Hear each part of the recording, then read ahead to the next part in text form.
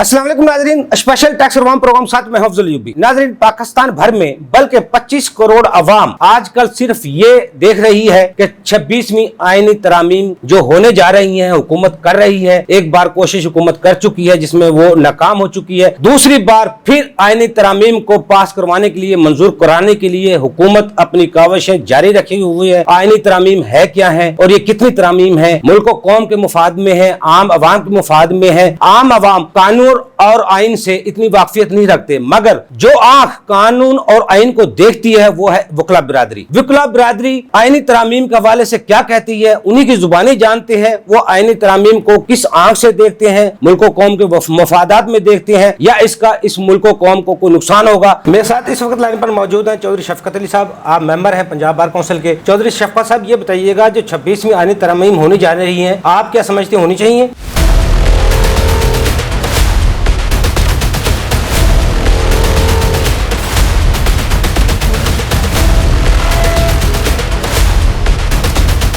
देखिए, तरमीम असम्बली ने करनी है, लेकिन ये जो वक्त है और नेक नीति से अगर कोई तरमीम की जाए तो उसका तो मुल्क को फ़ायदा होगा। मैं ये समझता हूँ ये ऐसा वक्त है, ऐसे वक्त में अगर तरमीम की जाएंगी तो हम और ज़्यादा आइनी बहरान की तरफ जा रहे हैं और अपने मुल्क को आइनी बहरान की तरफ धकेल रहे हैं। हमें मुनासिब वक्त पे मुनासिब तरमीम अगर हम करें तो वो हमारे मुल्क के लिए फ़ायदा मंद होंगी।